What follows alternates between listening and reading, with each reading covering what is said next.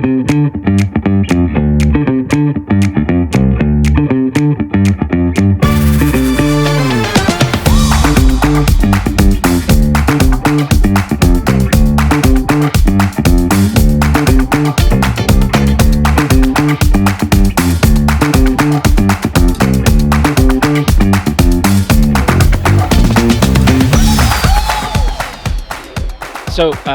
Ed, tell us a little bit about how Brock Farms started.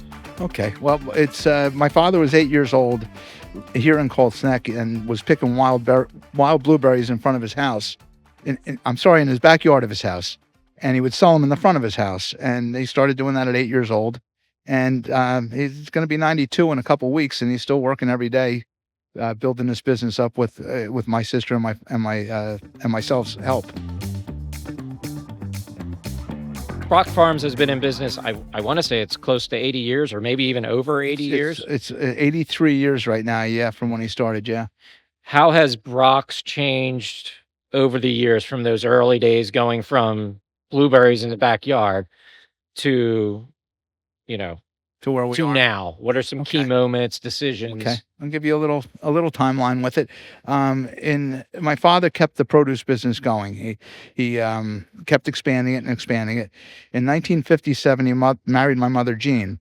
Together in 1959, they bought the property we have on Route 9 in Freehold. So we had the two locations going. In the early 60s, he started introducing nursery plants to the business, and around that same time, my mother started with the annuals, vegetable plants and perennials.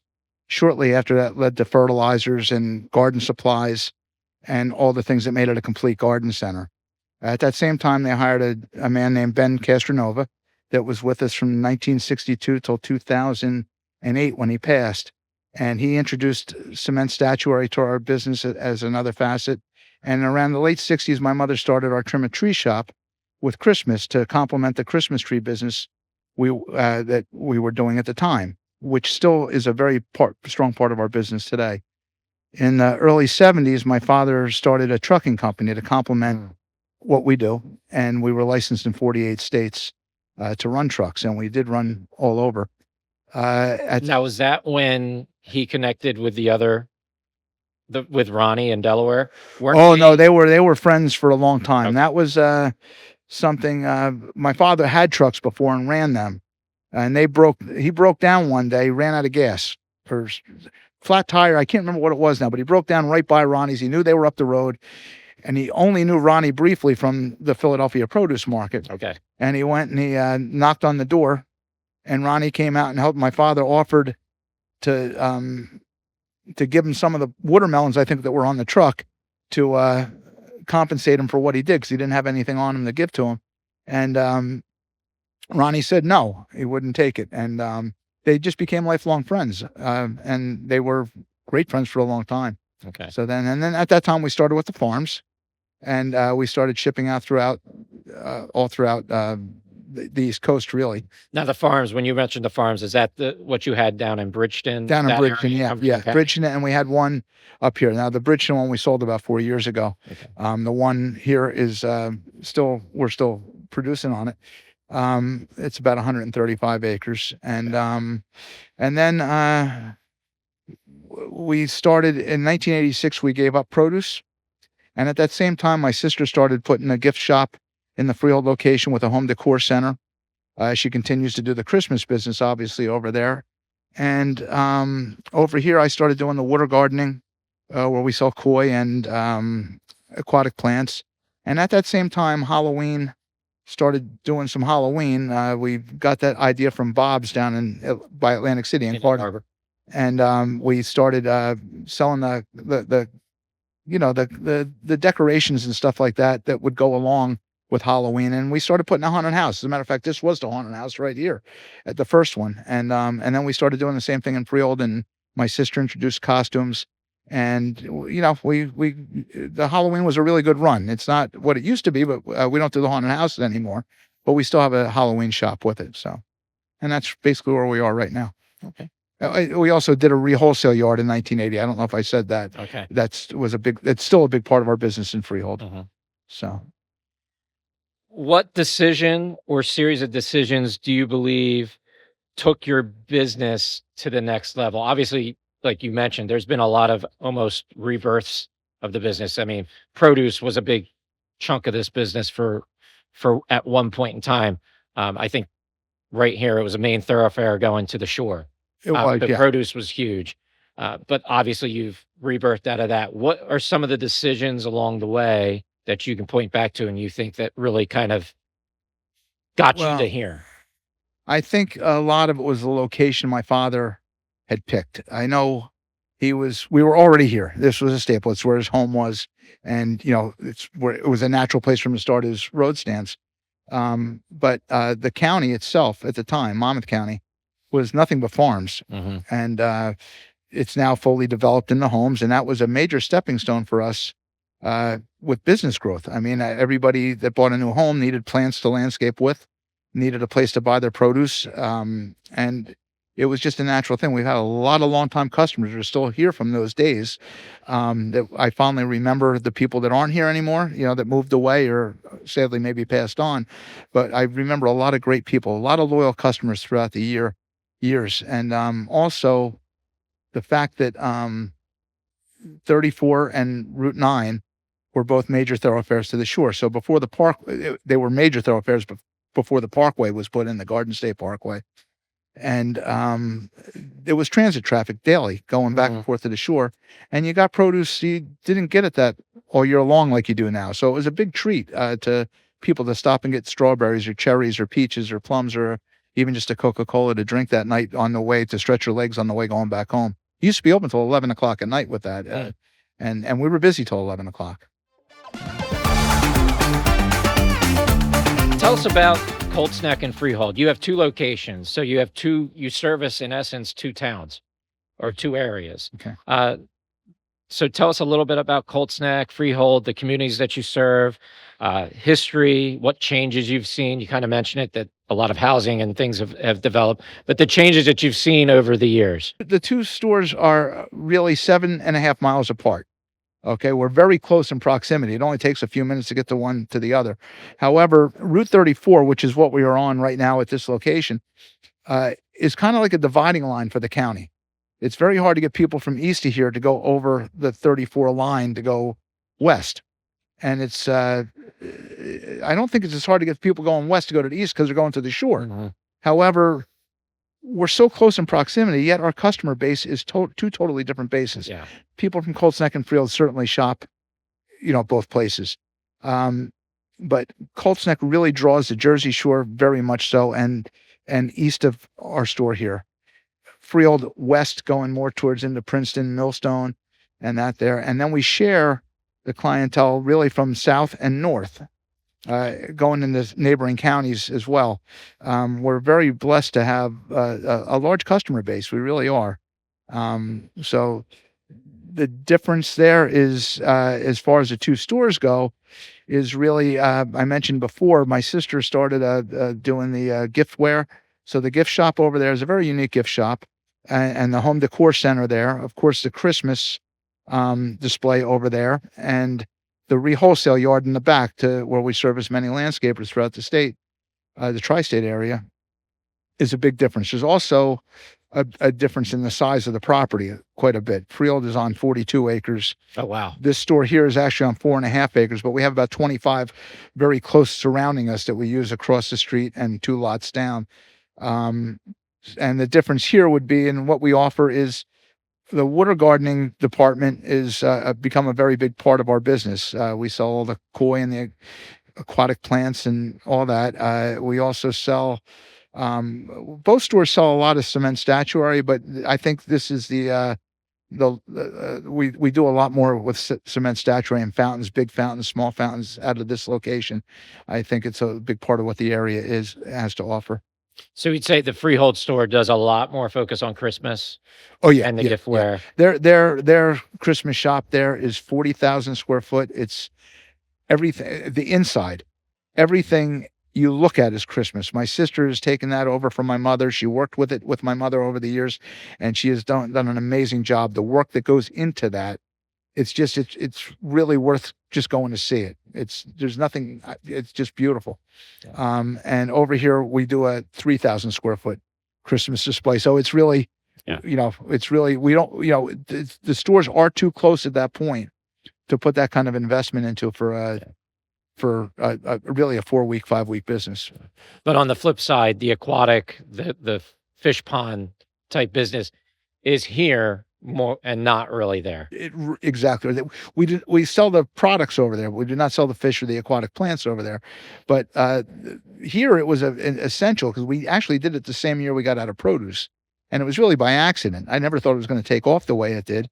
But it really replaced our produce business when we got out of produce, because the produce was really just kind of getting in the way. It wasn't like the produce business was going downhill. It was more of a fact that we had more customers than we ever had. But again, you were getting produce all year long. The supermarkets were getting better with handling produce than they were.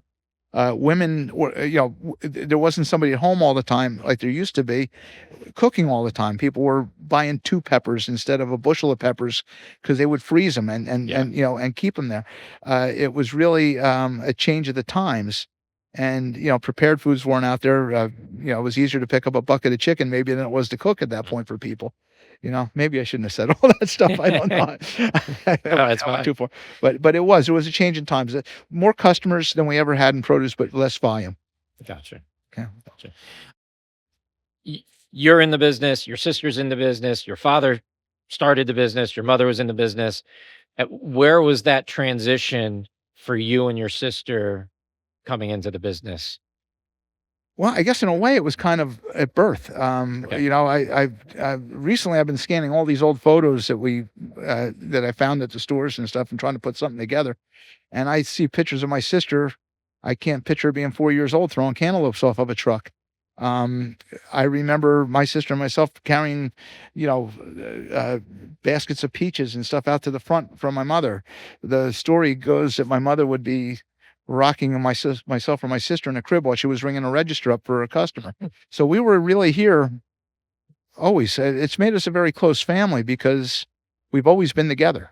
Unfortunately, my mother passed in 2016, but we were always together. Our conversations were always the same. Not this, I shouldn't say the same, but we always had the same interest because we were all at young ages trying to do other facets to the business. My sister's brought a lot to the table, a very lot to the table. As a matter of fact, today she's even on top of all she does. She's actually running the office now that we had full-time people doing for years. She's able to do that. She's very good at what she does, and takes care of the greenhouses over there, the perennials, the giftware, all that stuff, the house plants. So we've always been involved. It's always been that way, and I think our family is very close. So we're one of the few families in this industry really that stayed together through it. Usually people, not because of fights, they want their own place and they split up, and there's nothing wrong with that. But I think my father was smart. We had 2 stores. He kept us separated. Maybe, I don't know. There was some wisdom there. Yeah. Yeah. Yeah. But we are always there for each other. We are a very strong family that way. All right. So tell us about Brock's business model a little bit. What we talked a little bit about what you offer already between the fish ponds and the Christmas and things like that. But maybe some of the services you supply, the core values of your business. So I believe in 5 key values to our business, and they all kind of relate to each other. And if we follow them all, if we continue to follow them all, we seem to always do very well because of them. First one is our personnel. I believe the best investment any business could have is in the people you have working with you every day, that you get along, that there's a positive attitude out there. I happen to have a tendency when I hire people to always hire the personality before I hire the knowledge, because I feel I can always teach them knowledge. I can't teach them personality. So that's number one. And I've been very lucky. My whole family's been very lucky. Past crews that we've had here and present especially are just over the top. What they do, they just get the job done every day, and they are truly the backbone of what we do. I mean, without a doubt, they represent us. And I mean, when I say about hiring, I mean everybody from the cashier to the managers. It's very, very important. So personnel is number one. the vendors we choose, Lucas being one of them, uh, is very important. The fact that we can have vendors that we can rely on, we can count on to have the trucks here on time every week and have the product for us and have quality product on top of it, which Lucas, I think everybody that's watching this knows they fit that criteria, is another one. And that we can build relationships with the vendors that we deal with. Number three is the quality of the product, which kind of goes hand in hand with the vendors. We always felt we wanted to have the best quality that was out there, that was available. It's very easy to not do that and go another route and sell it cheap, but we always felt have the best quality, and there's always going to be a customer for the best quality. Fourth would be selection. I always felt bring in the most variety you possibly can, because you're going to have a customer that is looking for that variety. People like to have selection. They don't want to see one tomato plant. They want to see 50 different tomato plants and, varieties. Have that variety. When I say selection, I mean variety. Very, very important to me. And we've been very successful doing that. And then fifth would be the customer service. And this has always been my biggest pet peeve in life. I've just seen too many times where service isn't good. And our business, you got to remember, when we're in this, we're all guilty of it. You're doing a job that has to get done, and you forget that the customer is the most important reason why we are here. So when a customer is here and they ask where the azaleas are, you don't tell them where the azaleas are. You want to walk them over to where the azaleas are and try to build a relationship with the customer. I feel in this day and age, especially, when anything we sell in the store can be sold, someone can buy without leaving their cup of coffee in the morning and have it at their house, maybe even that day, but definitely the next day, that it's very important that the customer walks out of this store back to their car with a smile on their face and a good feeling that they want to come back here, because you've gained a trust and you've gained a friend. And we want to give honest information to people. And as long as we follow those rules, it seems to be working for us. Yeah. I love the first one, the person where you said you hired the personality almost before the expertise, So important. whatever it is. Yeah, It's massively important. it really is.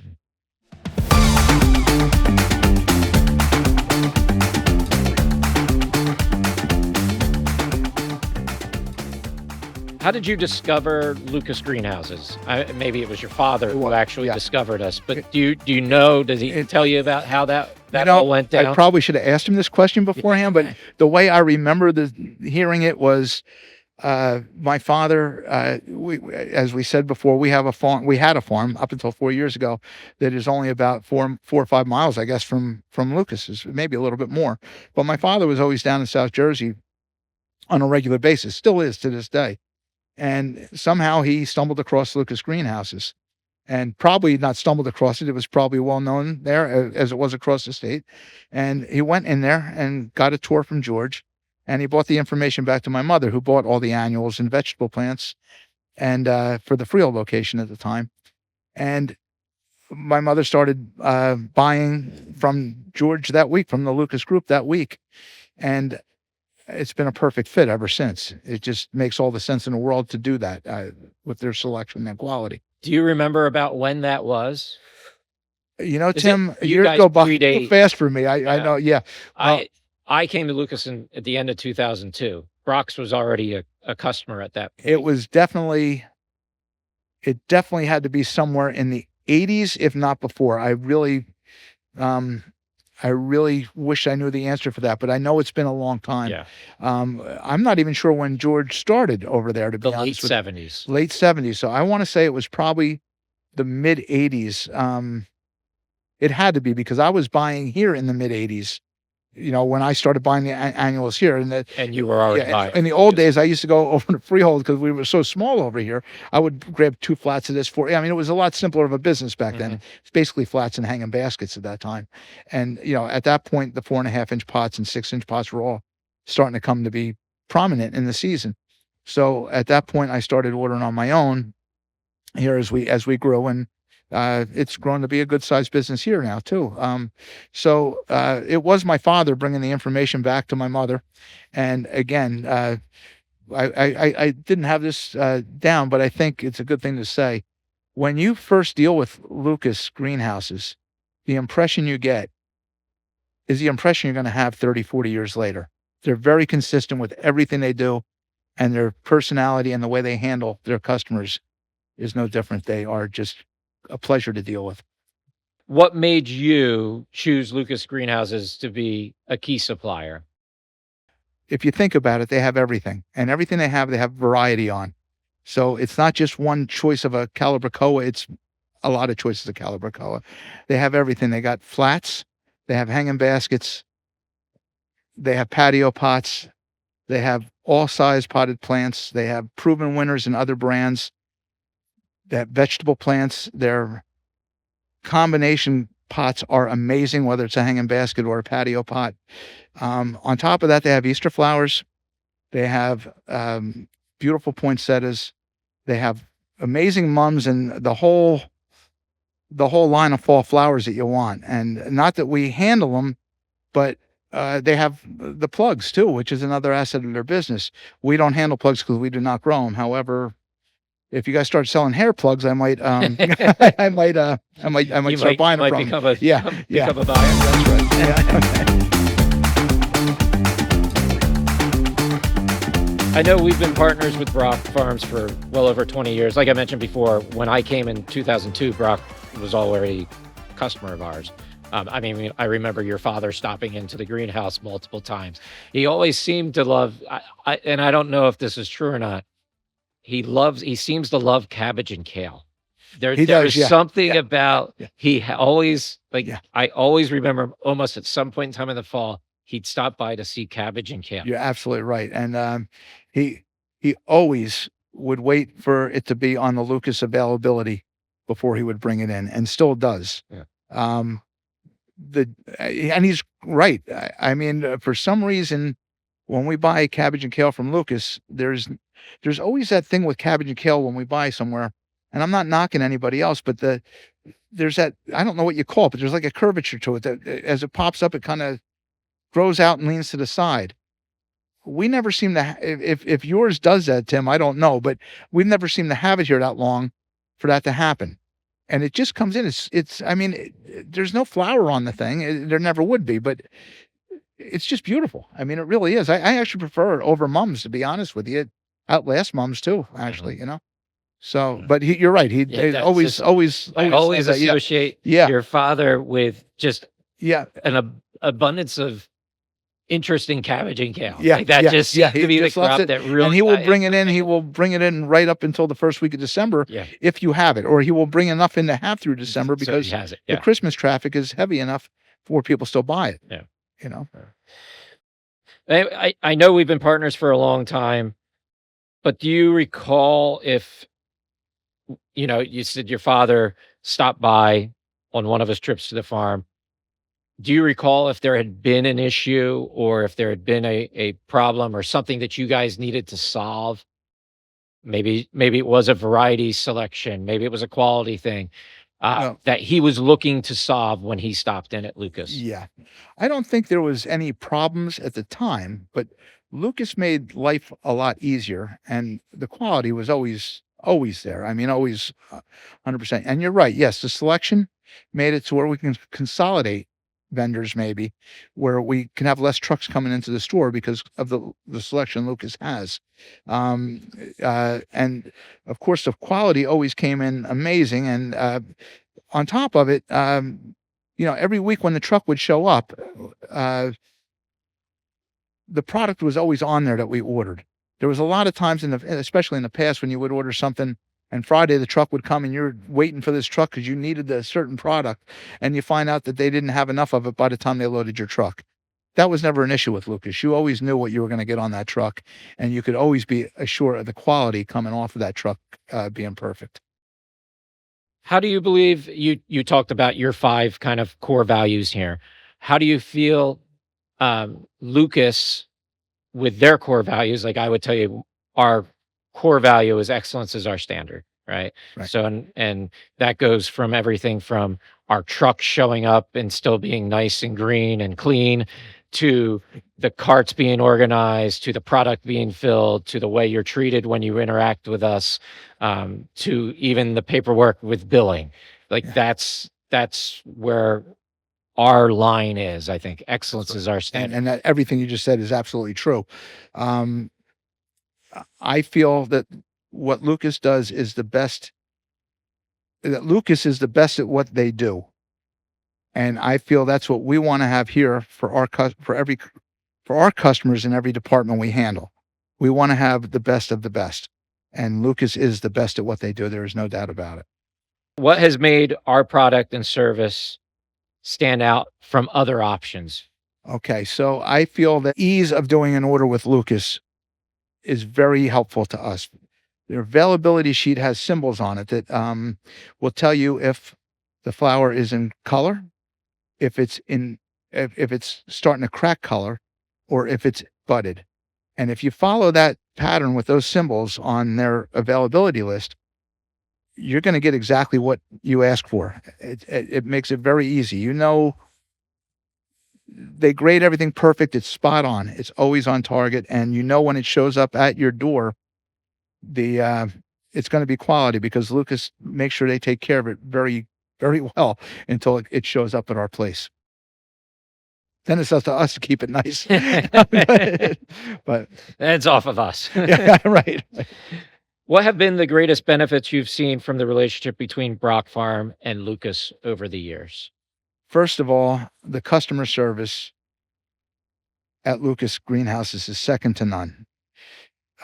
George and his team there are just great people, fantastic people to deal with. Secondly, the detail they put into their product, it just continues to amaze me. There's not anything they haven't thought about. I mean, even down to the 4.5-inch tray, the trays they use for the 4.5-inch plants. Those trays are cut down low. They put 8 plants instead of cramming 10 or 12 plants in there like a lot of people do. And air can flow through them because they're not so tight in there. You can take those trays, put them on your tables, and it makes a big difference to the plant because it has room to breathe.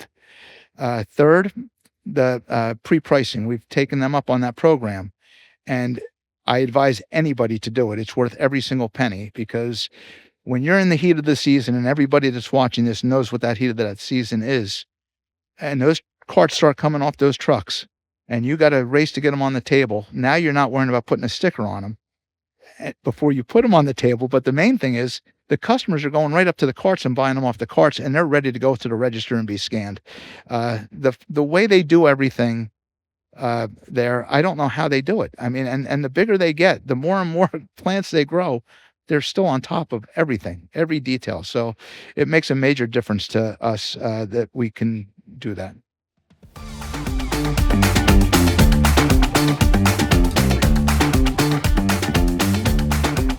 What has made you happiest working with Lucas Greenhouses? The people that work there, Tim especially, because I deal with him the most, and his wife Emily, are just amazing people to work with. They make our job that much easier. The product that they have makes our job easier because it is so well taken care of. They're just that's a credit to everyone in Lucas Greenhouses, from the people that are in management, from George to Tim, his brother Joe, his wife Emily, the growers, the people that are taking care of the plants, the people loading them on the truck, the truck drivers. Everybody, it's an amazing experience, everybody you get at Lucas Greenhouses. And that's not a lie. I mean, the drivers are all polite. Everybody seems to think the world of everybody that works there. You never hear bad words about anybody. It just really, and it rubs off to the people that we have working here too, because that is a positive attitude that just, you don't see that everywhere. You know, it's just really, it's a tribute to, and it's been like that for a lot of years. It's never changed, never faltered. So. Do you have a personal favorite plant that Lucas Greenhouses supplies you with? No, I love them all, but I got to say the combos that you put together in the hanging baskets and and you call them terra pots, I call them patio pots, I'm sorry, are absolutely amazing. And I'm not sure if I'm right with this. My father always told me that George and his wife actually put all those together, the combos. Well, at one point in time. Yeah. Okay. Yeah. Now There's it's been absolutely a lot of them. I yeah. got to tell you, there's quite a Uh, few. that's changed over the years, Yeah. but yeah, Yeah. probably initially they were probably all Louise's ideas initially, I would Really. guess. Now my brother, with all the different trialing things we do and all the different, things that you see out in the industry and the places that he travels, we're able to kind of as a group come together and Well, put them together. And yeah, often the year before we have trialed the new ones like ourselves to see how they've done, really. get them in our trial, It's see what works. you guys do an amazing job, and you're also with that. You're very innovative with everything you do. I mean, I've seen the trial yard. It's amazing. I want to buy it then. But I'm not allowed to. Got to wait a year. Have you experienced any unexpected benefits from using our plants or working with Lucas greenhouses in general? Yes, I have. The plants hold up longer than most.